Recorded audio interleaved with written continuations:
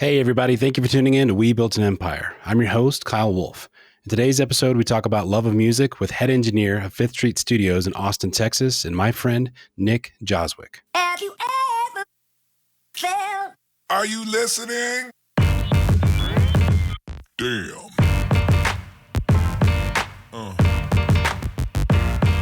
Yeah.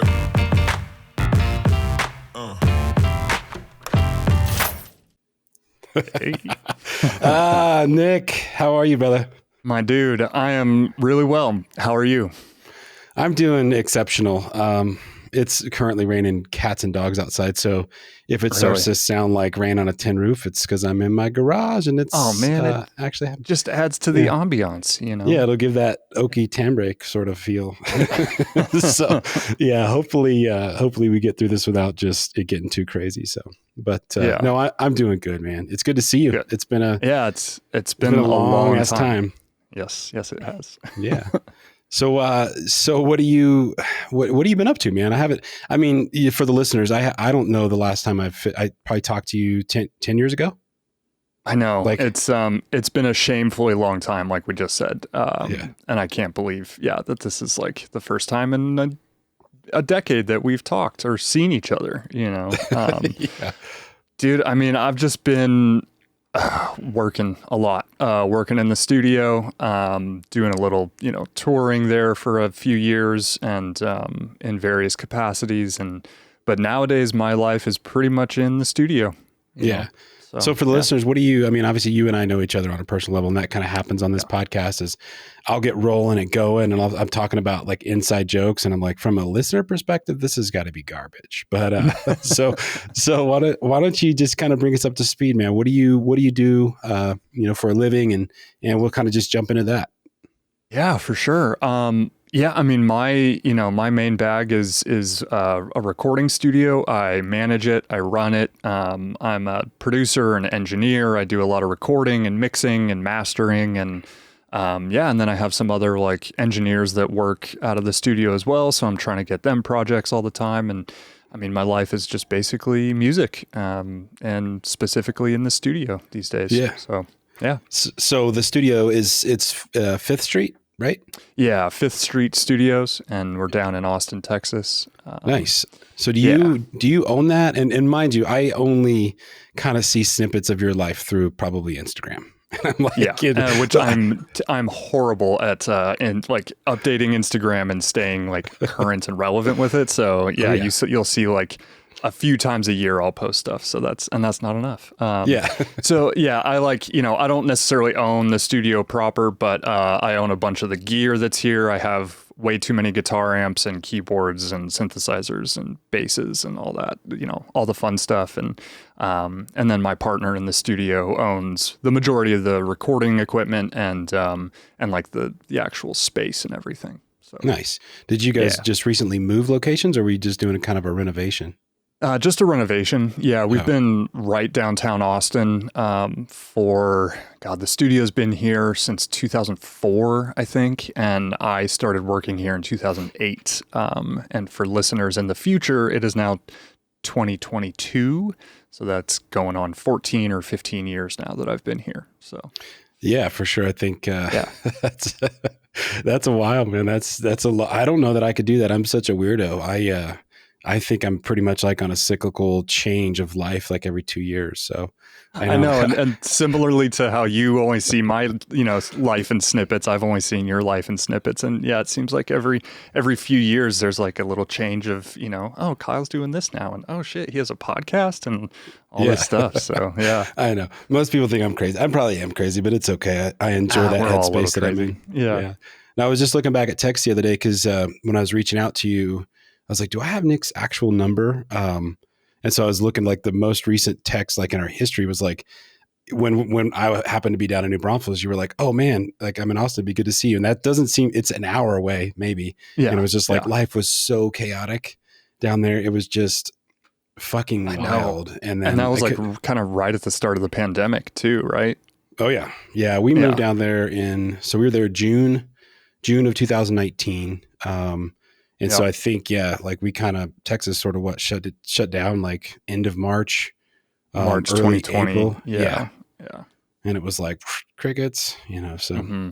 Which was weird. If we were in Austin, we probably would have like seen you and Jamie and like, a few other people that we know in Austin. And it may have been a different living scenario, but we were in New Braunfels is cool. Like I love all the rivers. I love everything down there, but it's like when that hit, it was just like, we don't know anybody, and it was even the neighbors, like everybody was so scared that it was like, they would look over like the privacy fence and, it was like slowly, like, yeah, it was like the Tim the Tool Man, like the Mr. Wilson face, It's like, so that's awesome, man. It's again, it's super good to see you. Thanks for being on the show.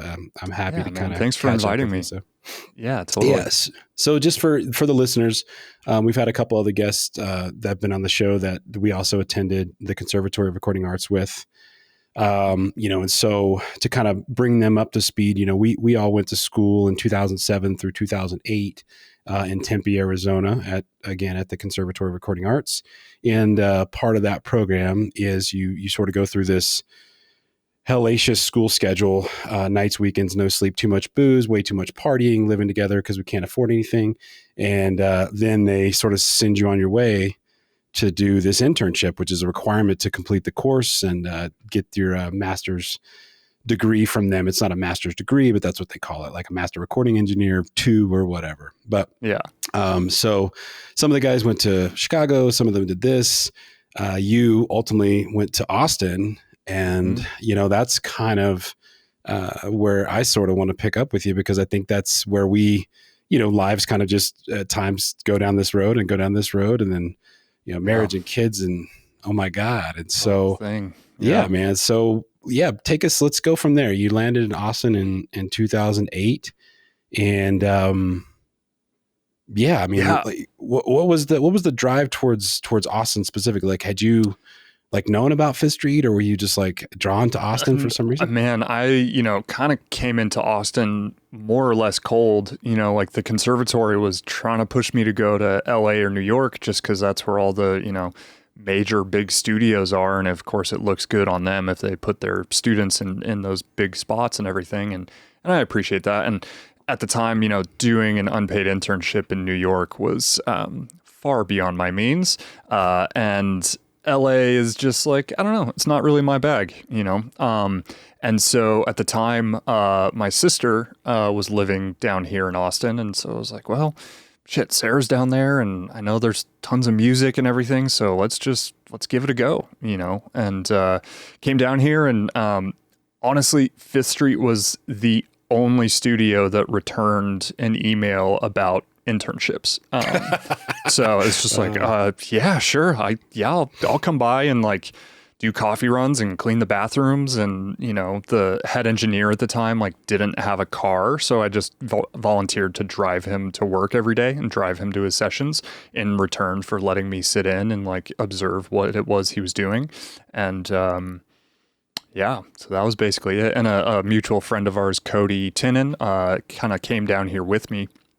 And so, it was like I kind of had a friend support structure as well as my sister and everything. So it wasn't that hard of a move, Yeah. But I was going to ask you about that. If, I had kind of forgotten, obviously I knew that Cody was down there, but I didn't know how closely to that departure from Tempe, Arizona to him moving down there. Sounds like it was pretty seamless, but I was going to ask you if it was, kind of, sometimes you get to that new place, you obviously are hit with that little bit of like lonely, feeling. It's new, it's daunting. The internships don't help it because it seems like you're just living and breathing in a studio. The outside world doesn't matter.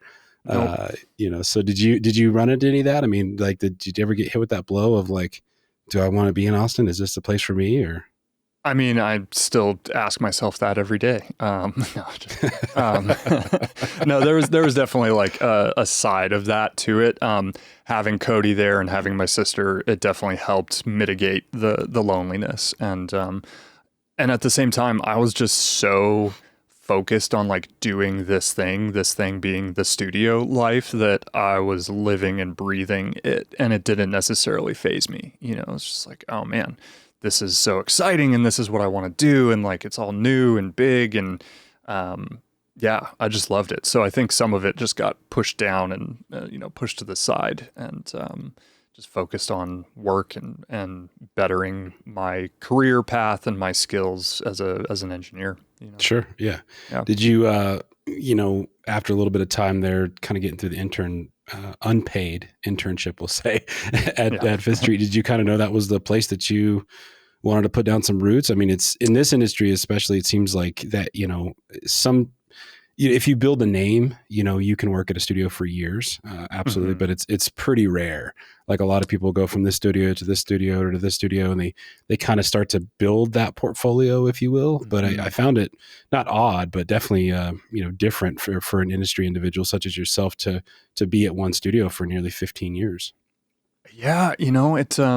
It wasn't necessarily planned. It just kind of happened that way, and I come across that as well, of people that are just freelance engineers, that just kind of have clients and they take them to which studio kind of fits their needs best and are jumping around and hopping around all the time. And I don't know, man, I've always just been more of, how to put this, not like a solitary individual, but like a very, that is true to an extent as well. But a loyal person. So I feel like my loyalty, once I found this spot and was welcomed in and everything, it's like, oh yeah, well, why do I want to go to any other place? Like, this has all the gear that I like. I know it really well, and it's a lot of fun, and it just it feels comfortable, and so I don't know. That's kind of yeah. So I think we all got to kind of see it a little bit firsthand. When we went to this school that specifically kind of mirrors the recording studio scenario, right? Big boards, tons of outboard gear, big live room, more or less to record, big bands or smaller bands or pianos or something like that. But right about that time, you started to really see an industry shift, not only with like record labels, how content was being consumed, whether that was going from streaming platforms or, it's hard to think like, 2008, that doesn't seem like that long ago. But if you look at what has happened, to how most people consume their music or their podcast or whatever, like it's all on a single device on your phone. And so there was a huge industry shift, like nearing the time that we graduated. And so, there's a lot of people I've talked to, especially like depending on what type of music, like electronica, especially a lot of rap or hip hop artists. Like it seems like, at least from talking to them, like there's not a feel of that they have to be in a large format studio like Fifth Street, right? Mm-hmm. So have you gone through that, like kind of living and breathing the live studio, big board, outboard gear world? Have you seen that shift, or is there always an attraction of an individual to come back to a studio like Fifth Street? When somebody could easily buy a mic, a preamp, they can do it in the box and they're at their house, and maybe they don't get the best quality, but unfortunately people aren't necessarily concerned about quality. They want that banger. They want they want that thing that makes the booty shake, and they want it right now. Yes. Yeah. So I mean, how have you how have you dealt with that? Just having lived through that transition in the industry.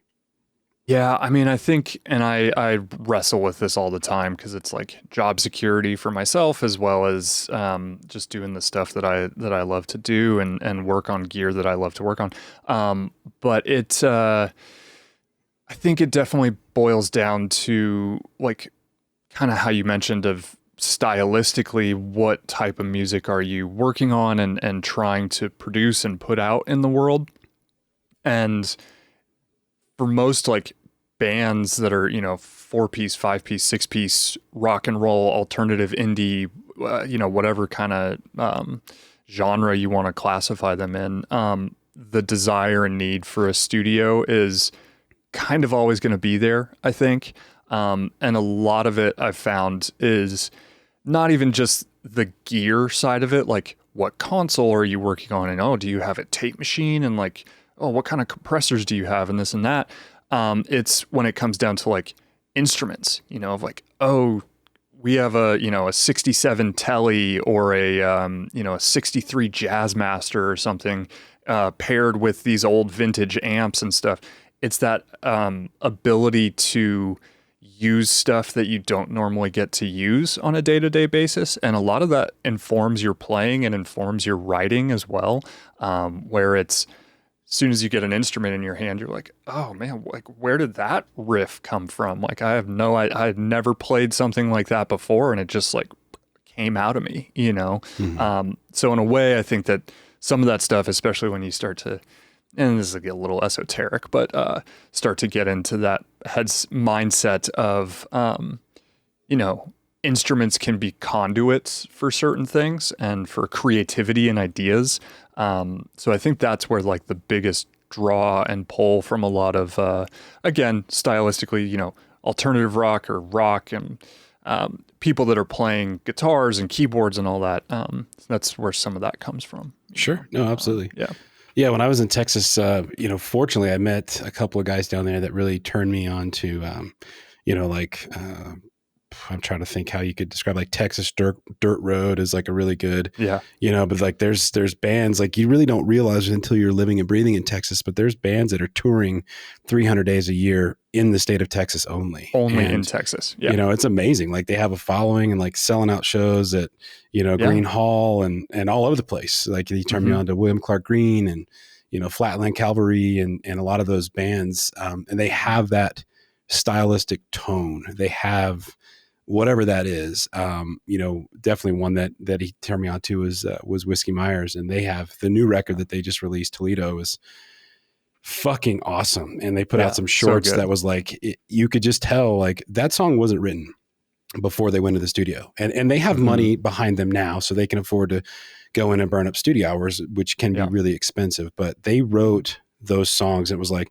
I'm going to do this on this ancient guitar through this tube preamp with this wah-wah, and we're going to get this weird grungy sound, you know, and like that was created in the studio. So I can imagine like, I've never really, you know, like I'm trying to think. So for the listeners, so you and I were in a band with a few other guys from Bayfield for, I don't know, a few years. And we did a couple of like smaller little EP releases, but I don't think we ever had enough money behind us, but also like amongst us to sit in a studio and, you know, embellish on that creative approach. Like we have an idea, we basically got a hook, chorus, you know, so I would love to be a fly on the wall on some of these songs that are being created in the studio. And I can imagine, like, to your point, like, you know, that guitarist may be amazing, or that keyboard player may be amazing, but like they don't have a vintage, you know, 52 Wurlitzer. You know, they don't have the money to buy that, but you guys have that sitting in the studio. And like, that's the sound that they're trying to mimic on whatever instrument they can personally own. So they get into your studio and it's like, that's it. Like, oh, that first strum of that guitar. It's like, and I can imagine that just like the emotions and like, you know, everything is just kind of flying in that creative juice, so to speak. 100%. So yeah, I'm super jealous that you kind of get to see that on a very regular basis. It's fun, man. And I mean, that's always the stuff that you're chasing, you know, it's like that, that moment of inspiration or magic or whatever you want to call it, you know? Yeah. To kind of go back to your original question of like, how has that shifted, you know, the recording, you know, economy or however you want to phrase it. I think there's pros and cons to both of, you know, recording technology becoming cheaper and more accessible to the general public, which is awesome. Like, I think everybody, if you want to, should be able to record yourself and do whatever it is you want. And then from my side of it too, is like, this is also a craft, and this is also its own art form in its own way. And so I think that the need for having somebody else, having that extra set of ears, someone else to sit there and kind of help you through a process or collaborate with you on a process or produce with you or whatever it is kind of invaluable, you know, or can be invaluable. Yeah, absolutely. I mean, I think even from, you know, and I wasn't trying to put any shade towards it. Like, I know when you first kind of started, at least as far as I was following, I know you did have a lot of rap and hip hop groups come through the studio. And, you know, one thing I think it's pretty, you know, widespread information now, but like, you know, this will probably piss you off, like living in the industry, but, you know, I do think that, like, you know, like Dr. Dre and other artists and producers kind of made it famous as taking a bass beat or a drum beat and hitting that to analog tape and getting that tape saturation, that super warm,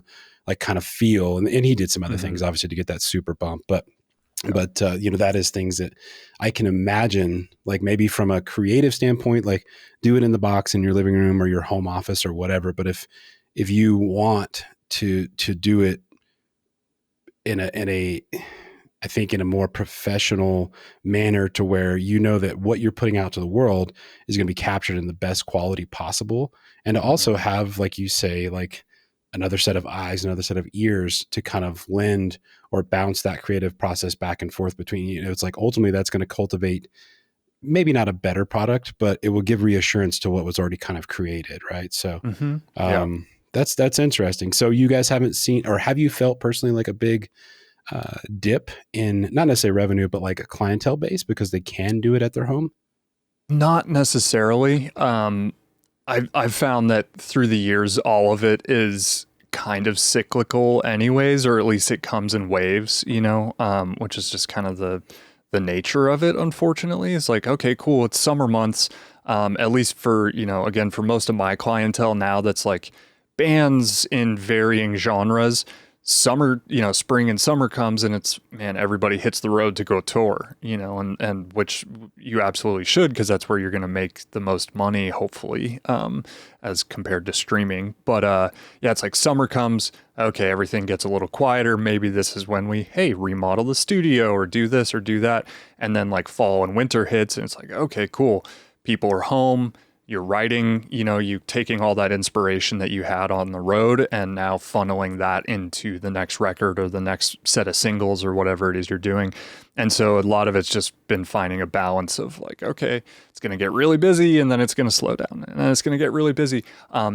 Me in general, I've noticed that it's more or less still been on an upward trend, in terms of my business, as far as people coming back into the studio. Yeah. Yes. And also getting new clients and stuff. It just seems like this year has been the busiest that we've had in a while. And I think some of that is rebounding from the pandemic and people actually, are working again so they can actually afford to go and do stuff in a studio. And, so. Well, there's definitely a certain vibe about it too. I haven't spent a ton of time, but it's a very creative, it probably depends on the studio, but there's a very creative vibe to it, right? It's not, it's not just in the living room. I mean, you can get some great tones and some qualities, and sometimes you just got to do what we got to do. Like all the stuff we've been recording lately is at, Courtney's garage, basically, and so, which sounds great, by the way. So, so it's just, you got to do what you got to do. But I mean, I would say sitting in the room,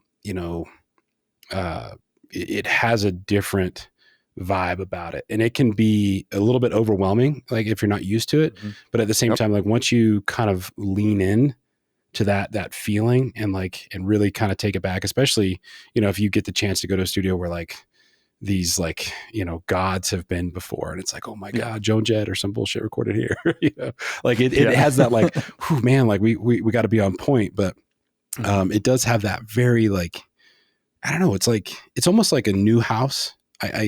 If I can equate it, it's like a brand new house, which feels good on the surface, right? But an old house that's been like remodeled, like has like lives have lived and breathed in there before, and it's like, it has a different, it even has a different smell. You know what I mean? And you're just like, what, like something is here that's not in that new house. The new house still feels good, sounds good, looks good, it's pretty. But that old house is like, man, if we can, it's got some different creative juices to it. So if anybody's listening to this and you are an artist, I would highly recommend, just try that on for size. Like, once, just go into the studio, go meet the engineers, go see what it's about, go sit on the couch in the front office and just get a vibe for it, because it's super cool. It's really cool. So. Absolutely. Yeah. That's what it's what I've devoted my life to. And one of the things that I love most is helping people through that creative process, specifically in the studio. And, you're right. I think leaning into and embracing and embracing that kind of unknown or strange feeling you may kind of pick up on in there. A lot of times, in the negative connotation, people refer to it as like the red light syndrome. Like, oh, as soon as that red light goes on saying you're recording, like all of a sudden you freeze and you're like, oh shit, what song am I playing? Like what are the chords to this? And sometimes some really, really terrible stuff can come out of that, and then also some really great stuff can come out of it too. Sure. So yeah. Can imagine. So do you play anymore for yourself like much? Oh man, not much, honestly. I've kind of like picked guitar up recently and just, strumming my 4 chords that I know and this and that. And, but yeah, in terms of like playing with other people, I haven't had the time, unfortunately, which is a poor excuse, I know, because you got to make the time. But I just find that I'm so busy with work and life outside of here that I just don't I don't have the capacity to put what I know needs to be put into like playing in a band or playing with other people, or just practicing in general. I just find it really hard these days to do that. So yeah, I mean, it seems like it would be impossible, too. It's like, I think I asked Justin Roberts this the other day, just about, it's like that classic, like, every mechanic's personal car is a piece of shit, because they want to work on car. They don't want to come home and work on cars. Same thing with an electrician. And so, he had a really good outlook on it. It's just like, this is my job. This is Blinders. And it was interesting because I think mentally I'm in that same situation as he was. And I'm curious if you are, because it's like, I really only get excited anymore to even play or remotely write or like sing or listen to stuff if it's like an older song that has a memory to it, like a tour memory or something. It's like, and we were joking. We're like, yeah, if like that, like, 2005 Range song comes on and it's like everything else turned off, blare it, you're jamming in your car. But it's weird. It's like, he doesn't really search for music anymore. He's not a connoisseur because he's just, it's his absolute job all day, every day. It's your absolute job all day, every day. And I can imagine that it would be hard to like do that for a profession and then also be a connoisseur, at least in the manner that we were in years past, where it was like, we were like full on exchanging CDs and like, here's my, before when you could go to somebody's computer with your iPod, and just like, I just got 1,200 songs. Fuck yeah. So yeah, totally. Do you find yourself still loving music? I mean, I do. I find it sometimes it's hard to remove myself and just go back to a listener and an enjoyer of music, because I'm sitting in here all day and listening, critically listening to things, trying to pick out these little tiny sounds that no one is ever going to hear but me, and then go home and like keep listening to music for enjoyment. It gets really tiring. And, the ear is kind of a muscle like anything else. If you sit there and just do curls all day, you're going to go home and you're not going to want to lift your arms, For sure. So, yeah. But luckily my fiance, soon to be wife, is a lover of music. And so she also has a slightly different aesthetic where like she listens to a lot of stuff that I would normally not have found on my own by any means. So it's nice to let her just put on records and listen to the stuff that she wants to listen to. And then I kind of in that way absorb it and also get ideas from it. It's just like, oh, that's a really interesting production choice that they chose that, again, I wouldn't have ever heard that if she hadn't put on that record. So I'm going to try and incorporate that into this mix I'm working on or whatever, Yeah, that's pretty interesting. Yeah, it's, I don't know. I mean, it's kind of a weird deal. Like, it's funny that so she listens to a completely different realm of music that you wouldn't normally listen to. And I kind of can just try to put my brain in the same framework. And I sort of found that when I was in Texas with, I mean, basically country music, Texas country music. Right. And so, I was like, boo, country, fucking boo, like I hated it. Hearing these artists, it was different, had a different twang to it. it kind of pulled me. I was in a pretty depressed state in Texas, and I think I've talked about that many times. But it definitely pulled me into that creative side of my brain, and I think allowed me to sort of mask a bit of the depression that I was in. But it also allowed me to be creative in a sense, and it's weird, so much so that I no longer listen to the music that we used to create or that we're currently creating. And I was talking. I think I talked about this maybe on the last episode, but I don't enjoy listening to that music any longer. Like I physically don't play that kind of music on the stereo or the radio or in person, because that other new music it feels more creative to me. It has like more of a visceral impact any longer. And so it's like, I enjoy playing with the guys in the band. If that's the only time I ever even think about or consider that type of music. And so it's a real weird deal. It's like, I think it was just so many years. I mean, that was God, it was years and years and years of that kind of music and failures and loss and all this shit. And so, but it's interesting that you say that she's like bringing in this new avenue of music to you. That's kind of maybe activating a little bit that like artistic side of your brain. Cause I can relate to that, because that's what happened with this country music. So, it's interesting when you're in it for so long. Like I'm like hearing you talk about it and hearing Justin talk about it and some other folks. It's like, it's weird. You go into it because you absolutely love it. Like I would say, maybe I'm speaking out of turn here, but at least I know when I went to Crass, like at least, my side of all of us going, it was because we loved music.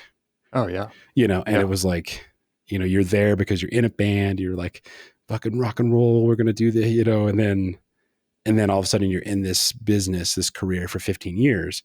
And you've found that it's transitioned. It's no longer a lover of music. It's a lover of the craft of creating music. And it's a professional in music. And sometimes separating the professionalism from the passion can be really hard, because the two are definitely intertwined. But when it goes to when it comes down to going out to a show and really like losing myself, I can't honestly remember the last time I lost myself in a live show. Like we used to go way back in the day when we would go down, we'd drive to Albuquerque to see Coheed and Cambria, or we drove to Las Vegas to see, the Sound of Animals Fighting, which was their, 3 shows that they were ever going to do, this and that.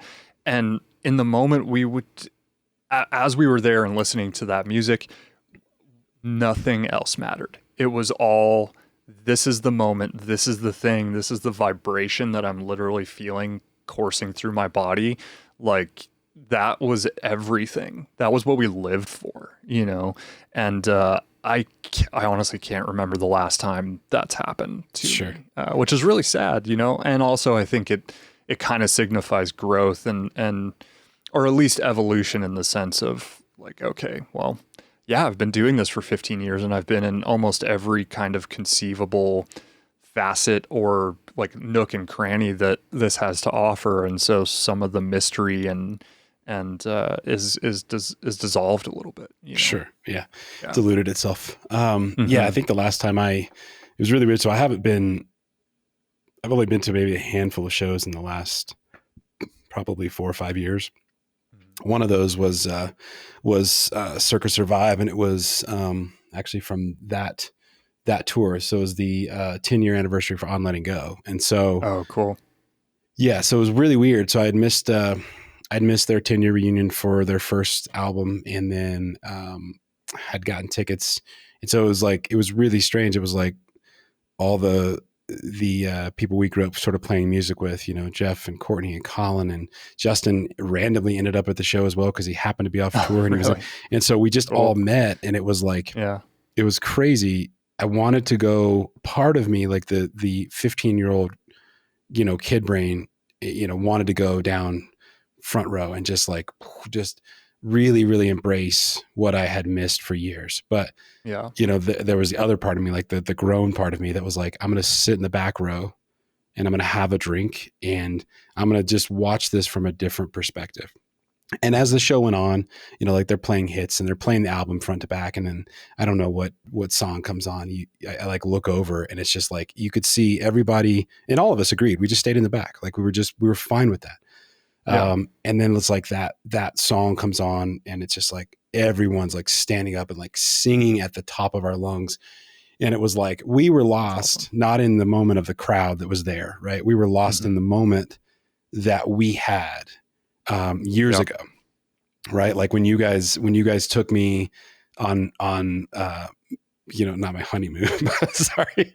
You guys all took me on honeymoon. It was great. When you guys took me to Warped Tour on my bachelor party, you know, we were front row for Circa. And I remember you were holding the Sounds of Animals Fighting shirt and like Anthony Green's like pointing, and like that moment at the On Letting Go tour, because that was when they had released On Letting Go and they were playing it that year on Warped Tour.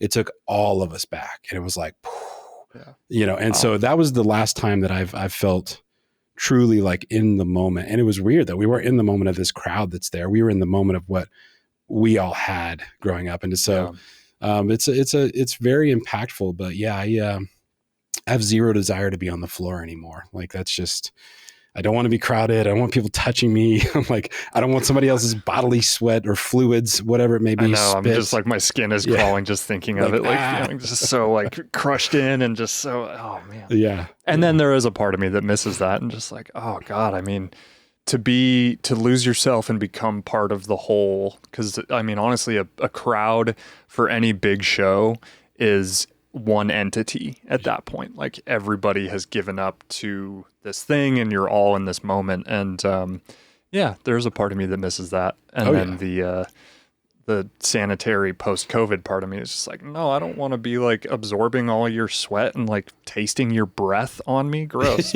Yeah, for sure. Yeah, we took the kids to Whiskey Meyer at Red Rocks. Cool. And so I had never been. Simone's been a handful of times. And so we took the kids up to that show, found a really cool like planter, you know, off to the side of where our seats were. We just posted up there, and it was the first show we had been to like post COVID. And I was telling Roberts about this. It was like, dude, it was different. It wasn't, no one was like concerned with COVID. It was, but it had a different vibe. It was like everyone was truly in unison. And it wasn't like, there was no like egos or like that pushing that you get at some of these rock shows. I mean, it could have been in like the drunk part of the crowd. I don't know, but we weren't there. But it was like the whole entirety of Red Rocks. It's probably 5,000, 6,000 people is like singing these lyrics at the top of their lungs. And it was just like, it was awesome for me. I think it had a bigger impact on me personally because like I had never been there. And then now my kids are seeing this and they see me play those covers of those songs. And I only play like 4 or 5 of their songs, but they were like, that song comes on. They're like, Dad, you play this. I'm like, I try. I was like, I'm horrible, but I was like, but it was so cool because they were singing every word. Simone and I are singing every word. And it was like the energy level there. I mean, Red Rocks is different. It's just a different beast, but that energy level was just so cool. And that's the second time that I think I've kind of been like overtaken by whatever that is that a live performance can provide. It's just like, it truly, it takes over your mind, your body and your soul. And you're there, you're like in that moment. And like you said, nothing else matters, nothing. Yeah. And it was so cool. And I don't know that my kids felt that, you know, cause obviously they're 10 and 7 and they were probably like, how much longer is this show? You know, but it's like, I planted that seed and I'm like, I just hope that they get to experience that with some type of music or whatever it is that they love. And so I think it'll come back around. They'll have that memory. Like maybe when they go back to Red Rocks with their buddies and see somebody that they truly love, they'll be like, oh, I was here one time with my parents. It was so cool. So yeah. That's amazing. Awesome, so do you guys have a date for the wedding yet, or what's the? We're going to. God, dude, it's kind of embarrassing. We've been engaged for like almost the entire length of our relationship, like going on 7 years now. Proposed very, very early, with little to no plan of action after the fact. So we finally set a date. And it's going to be next April. And we're just going to do a small elopement up in Colorado, actually, with just our like immediate family. Sweet. And then we're going to do a party back here in Austin for, cause Gina is from Austin. So all of her family, her like very large family is all down here. So friends and family will come and do a party down here. Nice. That'll be awesome. That'll be fun. Yeah. Totally. Do you guys think you'll ever, is Austin home? No, we'll be, she's been here her entire life. So she's ready to head out, unfortunately my work and professional life is down here for the time being. So we got another few years here probably, and then we'll start looking at somewhere else. I know she kind of has her sights set on the Pacific Northwest, which from the very early days of, I was thinking about this the other day that, history of our old band for listeners out there who don't know me or Kyle. We, went on a bunch of tours and did some recording up there very early on. And ever since we went up there those first few times, I knew how magical like the Pacific Northwest was. Sure. And so I definitely love it up there as well. So she would love to go up there. I also would kind of talk about Colorado from time to time, and because obviously my family's still there too. And I don't think Austin's home forever, but we're not exactly sure when we'll be saying goodbye. Yeah. I was thinking about that, the same kind of, prepping my brain. I don't really, this is a very loosely guided show. And so I've had one guest on here where like I had to have bullet points because it was, it was no fuck around. Like she, she manages an ICU, and I was like, I cannot botch this. Like I've got to do her justice, and so, so sick people, huh? What's the deal with that? Yeah. So you ever done stitches? But I kind of loosely guide this, and I'd sort of start to think about 2 hours ahead of a show, and like, I'll be thinking about things, and that time in it was weird because we went up twice when it was like they're opposite. They're like monsoon, like Colorado gets rain in the summer. They're like opposite of that, where they have like a drought. It was like two times we were there. I feel like it was like drought season, and it was so hot, and everybody was like, oh, it's only gonna last for like 2 weeks. I've never been to the Northwest and been rained on. Never. Really? Not so once. Funny. And I'm like, what the fuck? So, but that time that we, I forget if we were touring or what, but we ended up at like Cannon Beach and like Astoria, that side. And like, you're driving through like just monster trees, and boom, you're at the beach, and it's something else. Like it's pretty otherworldly. Like you're at sea level, and like, you just see these massive boulders, like ascending out of the ocean. And so it's like, that has a special place in my heart. I want to take Simone there because we've never been there. She's never been there. And it's a very, it's such a cool place, cool vibe.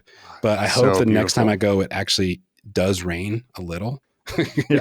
So I don't know. One can only hope. I think their dry season is like June. It's like middle of summer, something like that. Yeah, so. Pretty much. And that checks out to when we were there. Cause I think it was always like, because we were there when we were young, so it was always like summertime, no school, like, oh, hey, let's go do whatever it was we were doing. But, let's waste all of our money we saved all year and go record a record up here. At some crazy old hippie's house that we're going to drive up in a van that barely works. And I still can't believe we did that, man. We were like, Courtney was 13 or something when we did that. It was pretty wild. I mean, it was like, a bunch of dumb kids from Bayfield, just let's go, and I forget how we even, no idea. Like somebody put us in touch with this guy. That was a very strange scenario, but I think it was one of the guys that you worked with. It was Jesse. Jesse? Jesse Parks. Jesse, if you're listening to this, thanks for the weird introduction. Shout out for the reference to Smegma Studios in Portland, Oregon. What was his name? Ed Lash. Was it Ed? No, that's no, that was Ed Stasium. Yeah. Which, dude, we did not fully appreciate how much of a badass Ed Stasium was. So he's coming on. It still is. He's coming on, dude. Is he really? We won't have him in to record until December, but yeah, he hit me up the other day. And so, maybe we can do some like a 3-way podcast or something. Cause dude, can you imagine the stories? Oh, man. I can't even, I don't want to ruin it for that episode, but we had no idea what we were like. He's done everything that the Smiths ever done, everything that Rancid, well, not everything, but a bunch of Rancid stuff. He's huge with the Ramones. And here he is. He's like, I just want to retire in Bayfield. And we're like, we got 7 songs, and so it's like, which is funny too, because like at that point in writing music, you feel like you are in a garage, you're writing, you get everything that you think is like dialed in, like the song is fucking badass. You never think the value or validity of having a production engineer work with you. Like, so anybody that's listening to this, like, you may write exceptional music, but there is huge value in working with a production engineer before you ever push record, because you're hearing it the way that you're writing it, and you can't step away to re-listen to it. So it's like, you need to do a soft recording. Maybe it's live, and then you work with a production engineer, because like that hook could be that much better. That chorus could be that much better. And until you have the ability to like record it, take it, step away from it and listen to it for a while, like you really can't create the best thing. And so we had no money. To and at that time Ed was like doing us a solid. He's like, okay, I'll mix and master a 5 or 6 song EP, and he was like $7,000, and we were like, oh my god, not knowing anything about this guy's past, or like he probably could have charged us $50,000 easily, just to put his stamp on it. And so I remember we got a loan, not a loan, it was like a thing. It basically, Dr. Dan gave us money, like some money, and was like, here's half of it, but you guys are going to work for the rest of this and I'll fund it. And I was like, all right. So we ended up like moving like 5 or 6 tons of flagstone to like surround his backyard with whatever he was doing. I forgot about that. Yeah. So I don't know how, but at the time I just remember like, oh man, how are we ever going to get $7,000, and so an astronomical amount of money for 15-year-olds. Yeah. So I hope to have him on. I think, he did hit me right away. It was like, but I'm pretty booked up. I think we could do like mid-December, late December. And I'm like, check, let's do it. So cool. Yeah, that'll be pretty fun. Nice. Yeah. So, I did take a note. What was I going to ask you? I'm sorry. I'm looking down at my board here. Oh, you're good. Because see, I'm not totally unprofessional, Nick. I try and make sure that I can keep on topic with my guests, because they're burning time with me. So I want to make it feel as good as it can be.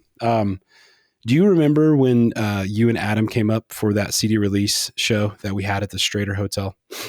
Yeah, totally.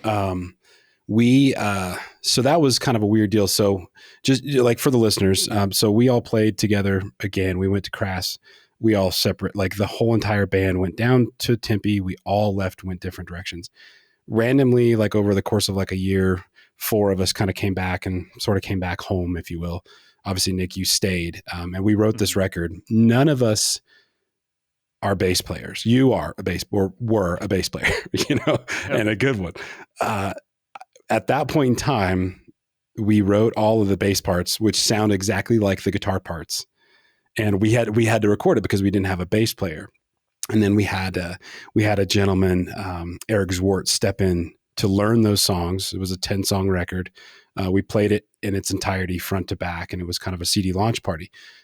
So he was able to play it for us live. And we didn't know, but you and another good friend of ours from school, Adam, came up to see that show. And so when we were playing live, like we had the opportunity on a couple of tours to play some big stages. Like we played the Roxy Theater and Hollywood Boulevard, and did some other things. Like we had played to not like thousands of people, but had played enough live to where the nerves were there always, but they kind of had ceased. Like you could get through them. And so we had gone in and set up that show, and it was really strange. We were trying to basically, with no budget, recreate what Sound of Animals Fighting had done for their release. Like that was, we created this whole entire script, and we like Simone built and sewed all these jackets and like weird vests and masks and stuff for all these girls that were part of this like dance routine.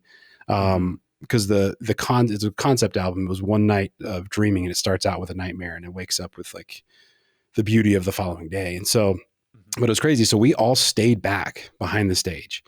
And this whole time we're all recording because Jeff had hired somebody to be there and record us like right before we go on. This is our big CD release, like, you know, and so that's like adding to the just the anxiety, like what the fuck. And then you start to hear people come in because it's not a big theater, but it's big enough to where it can hold quite a bit of people, and it's not massive. But so at about the time I start to record my piece, like I get a message from, at that time it was Sophie, and she was running this theater, and she's like, "Hey, we're sold out.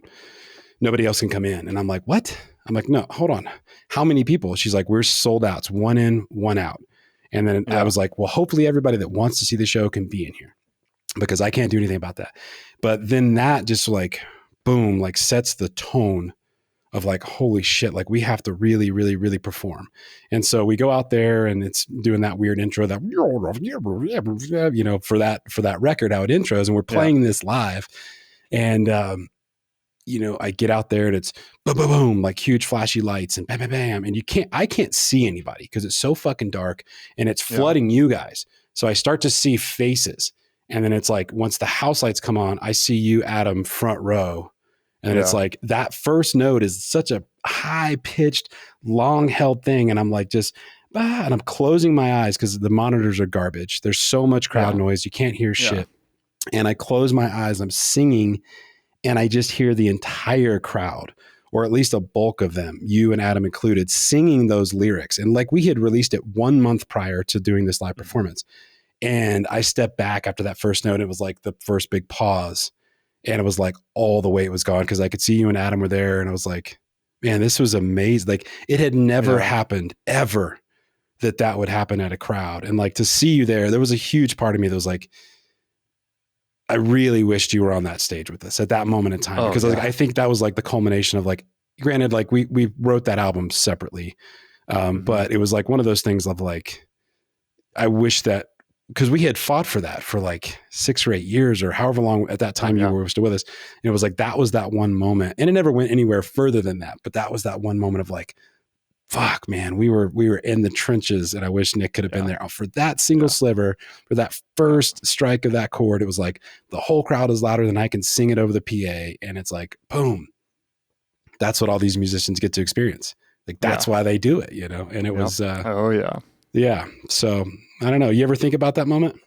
Oh yeah, man. I mean, it's, and hearing you describe it, it's all just coming rushing back to me. And, I very vividly remember that entire show actually was, it was so much fun. And at the same time, it was so bittersweet of just like feeling as if I was in the wrong spot. You know, it's like, I need to be up there. Like I should be up there, but you know, I chose to go my path and they chose to go their paths, and I can't be up there. And I was so happy for you guys that you were doing it, and that it was a sold out show and all of that. So yeah, very bittersweet. But God, that was so good. That was awesome. Yeah. It's the thing I remember most about that show, like outside of it being really awesome as far as crowd presence and like we tried the best, was, so we only had enough money, and I had done so many live shows there,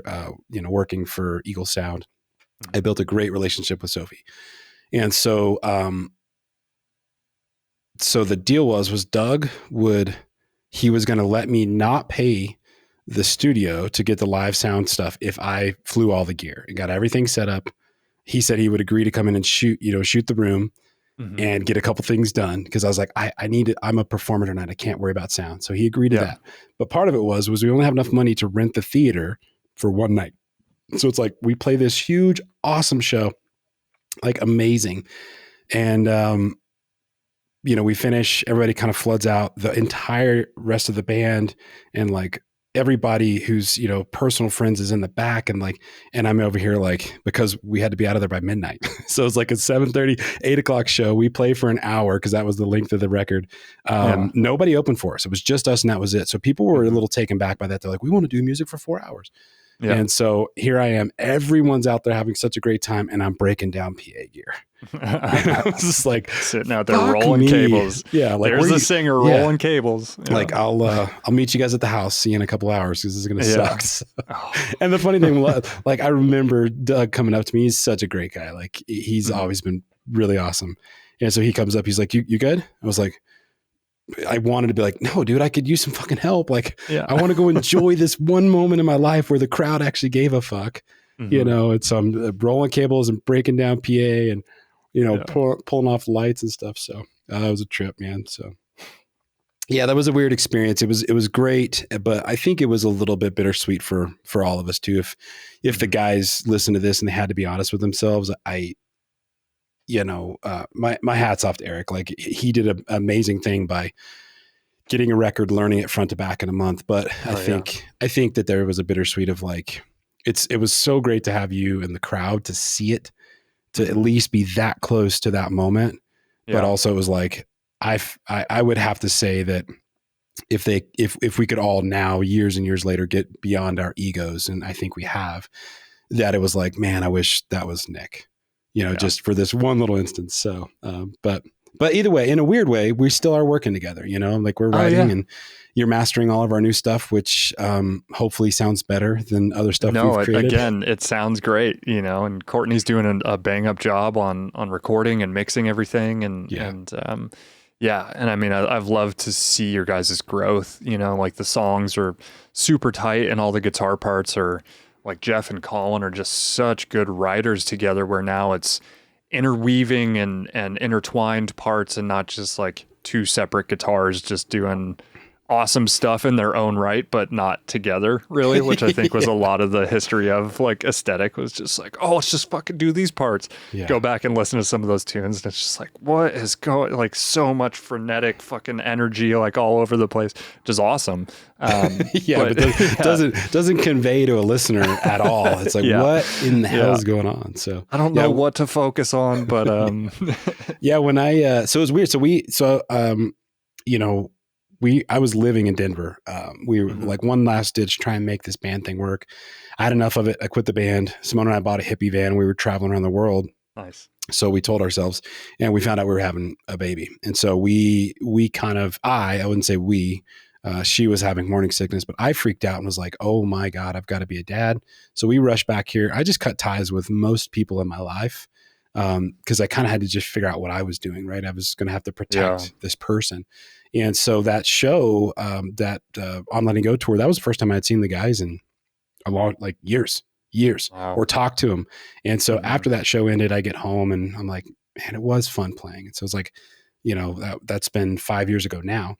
And so I hit him up. I'm like, would you guys want to write? And so we had grown in that period of time because everybody, Jeff had some kids, I had some kids, Courtney's got a serious girlfriend and he's, wanting to get married, and Colin's in Denver. And so we all had like a lot of personal growth. So when we met to come back, it was like, you could tell that the egos were gone.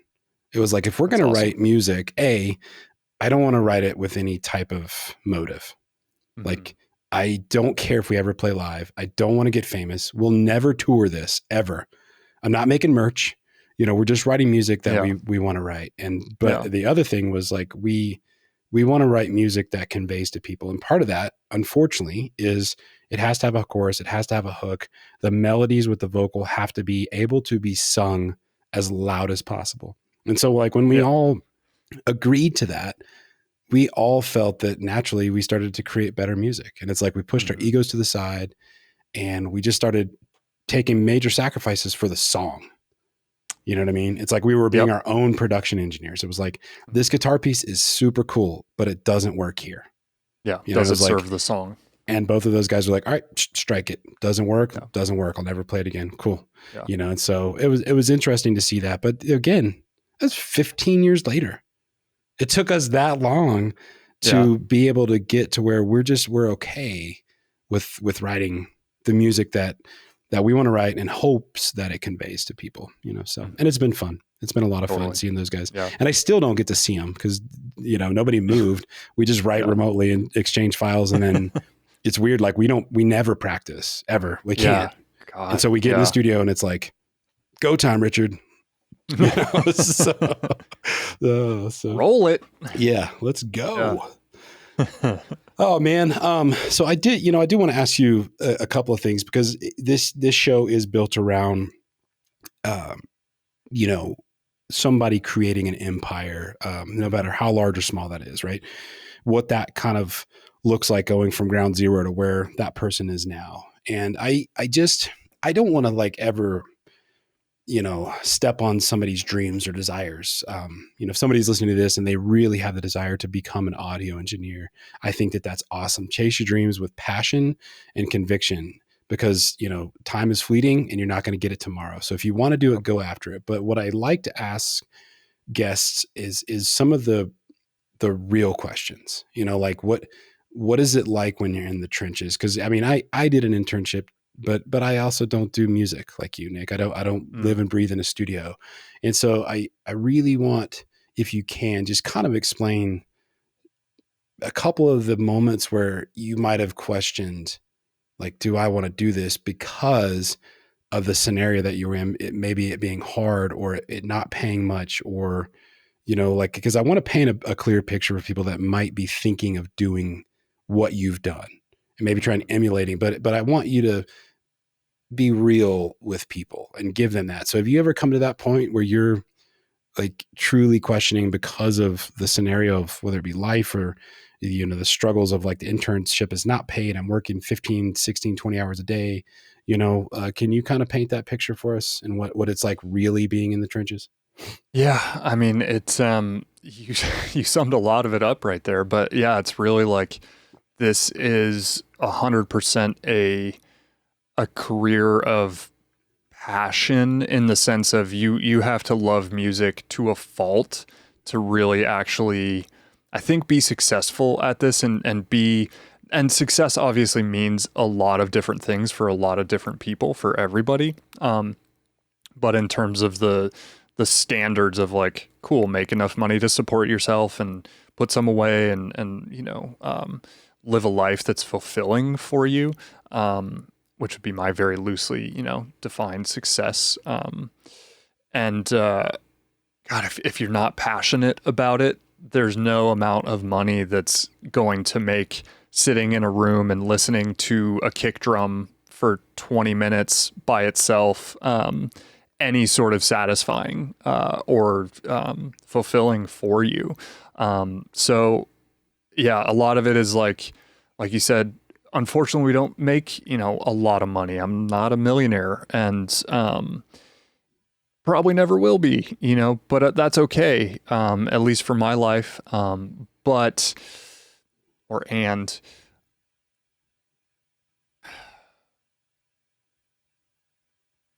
The trade-off for that is, God, I get to be in here and I get to be crafting songs with incredibly talented people and making stuff that hopefully a wide audience and large group of people will hear and will get something from. And I always come back to that same thing we were talking about earlier about losing yourself in the music and remembering when we were 15 years old and that one song that we listened to thousands of times and never got tired of, that got you through so many hard nights or through those breakups or through, fighting with your parents or whatever it was. It makes it all worth it in my eyes, of just like, man, you're helping people express themselves with their art, in this case, their art form of songwriting and music. And then in turn with that, you're helping countless other people with the exact, through that same medium.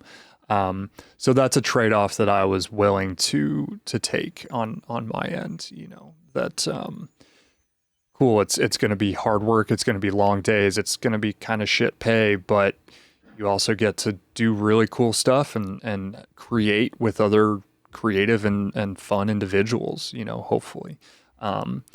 One side of it that I found that I was not expecting was, when I started to branch out into other realms of, I mentioned earlier that, I manage this studio as well. So I run this place and, sometimes people are fickle and weird and random people calling me at 5 a.m. and screaming at me for whatever, warranted or unwarranted thing that they think they were wronged for, and whatever the case may be. There's definitely times where there's that, and I think that's with any job, is there's just kind of the unseen stuff that comes up that makes you second guess, like, oh God, is this why I got into it? And then you just kind of can't take your eyes off the prize, I guess, for lack of a better term.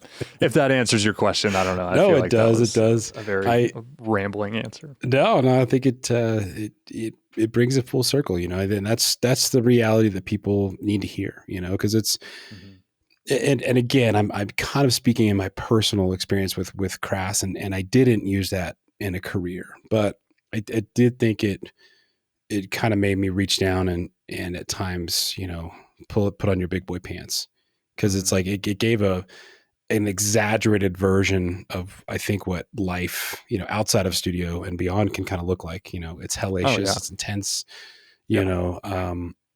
lots of long hours in a room kind of by yourself, most days, unless you're working with the other artists and stuff. Like the past 4 days for me has been mixing a record all by myself, so it's just like sitting in here with no sunlight and no windows, and listening to individual instruments soloed for 20 minutes at a time, and can make you go a little fucking crazy sometimes, but oh God, I can imagine. So I was chuckling earlier, when you say now you're managing this place, it's when I first got into manage, like you look at a managerial type position from afar, and you're like, oh, that's where I want to ascend to. That's what I want to be. Like, the manager's cool and they've got an easier job. And it's like, the moment that I got into management, I was like, fuck this. Yeah. Like, this guy I needed him. He called in sick today, and he ran a truck into like a boulder, or something, and it's just like, every time I've been in management or owning a company, immediately you have like that sliver of like, you got the job. Yes. You go home, you have a couple drinks with the wife, you celebrate. And then like the next morning, it's like, this fucking sucks. Yeah. And then you're in the shit. It's very short-lived, but that's funny. So do you feel like, Crass or another school such as like Full Sail or something like that, really sets you up for success in the industry, or is it give you like a tiny little sliver of reality? I think it's a little bit of both. I feel like a school like Crass, the Conservatory of Recording Arts and Sciences, in my experience, every intern I've ever dealt with that's come straight from there, because I've had a few of them reach out to me through the years, as I've been managing and running this place, of, hey, we got this, this new graduate that wants to come to Austin. Can they do their internship with you? And I always say yes, because obviously, like, I'm an alumni and I want to, help them as much as possible. Every intern I've ever gotten from Crass has been leagues beyond most every other intern I've gotten, not to mention or put down any other recording schools. But sorry, I totally forgot your question. It's all right. It happens. This is a little bit live. So, no, what I was saying is that, like, do you feel like Crass or another type of recording school prepared you for the real world in recording? Yeah. I mean, they do. There's part of it that kind of paints it in a rose-colored lens, in that they don't necessarily give you those hard truths of like, yeah, you're probably not going to make a lot of money starting off, and it's going to be shit hours, and you're going to do coffee runs and clean garbage, clean out trash cans for the first 4 months of your job. But after that, you get to, stay up till 5 a.m. working on a rap song that, this guy doesn't really care about. Yeah, I mean, I think they definitely do give you a lot of great tools and foundational knowledge to come into at least the workforce with, again, a good entry level, like, understanding of how things run. And then thinking back on my experience, like, coming out of school, I was well prepared enough to be an intern and a decent assistant, as to just jump in and start being like a staff engineer somewhere, there's a lot of ropes to learn, and there's a lot of stuff that I learned in those first couple of years that's proven invaluable, and that's also stuff that you just can't recreate in a school type environment. You know, you need the time. stakes. Yeah, and the stakes are different once someone's paying you for a service and for a job. You know, it's like, oh shit, okay, I'm no longer just like having fun with my buddies like at school. It's no, this person expects a product and something great from me. Like, how am I gonna how do I deliver that in whatever way it looks, you know, for you? Yeah, that's definitely I haven't looked at it from that angle of you know, like I guess the intensity of somebody coming to you and they're truly believing that you're a professional. Mm-hmm. So that's a really good concept. I haven't thought about that. You know, if somebody graduates, goes to a school like this, you could be providing a disservice to somebody if you're out there stating, you know, that you are an audio engineer. Not saying that you're not, like you have a degree that says you are, but the reality of you essentially knowing all the nooks and crannies, like you said earlier, you know, are probably slim to none. So maybe, you know, that's a good concept. You know, people put that on the forefront actually, because it's like, you know, they're going to tell you all day long, like, you got the certificate, you're good to go, sweet. But just like anything, I mean, it's like, what is the concept? I think, you know, if you've done 10,000 hours, at least from a state level on most things, you're a professional, or you're a master of that trade. Yeah. Yeah. Dude. The Malcolm Gladwell. I remember when I got my journeyman's license, like I probably had no business getting it, you know, cause it's like, like I didn't know. You just read and study. And if like you can memorize enough stuff, like, yeah, they'll give it to you.